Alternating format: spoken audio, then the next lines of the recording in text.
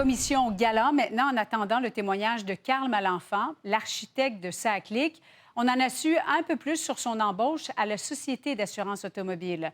Contrairement à une ex-membre du CA qui disait être au courant de ses déboires à Hydro-Québec, l'ancienne PDG, Nathalie Tremblay, affirme qu'elle n'en savait rien. Kevin Crane Desmarais.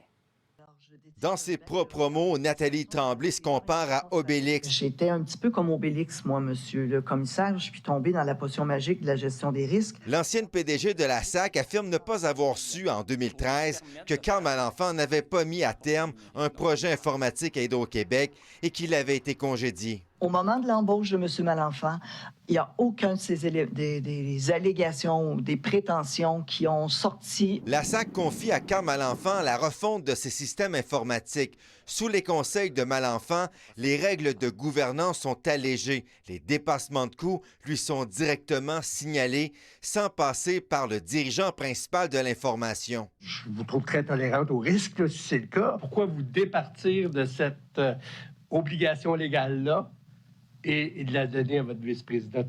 À l'époque, comme je vous dis, je ne me souviens pas des discussions. Il y avait des mécanismes. Il y en avait. Est-ce que s'il y en avait eu plus, ça aurait pu être différent? Il y en avait des mécanismes.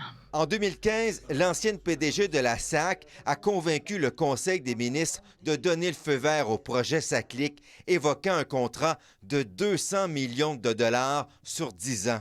Le 200 millions, mon focus n'était pas là. Mais il est quand même ventilé.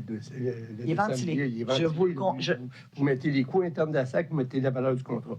On met la valeur estimée et les coûts internes de la SAC estimés. Nous, on connaît l'histoire. C'est-à-dire quand vous allez ouvrir l'enveloppe, vous allez s'apercevoir que vous étiez dans le champ gauche avec l'estimé. En mars 2019, elle apprend qu'il manque 800 000 heures pour compléter la deuxième des 3 phases du programme CASA.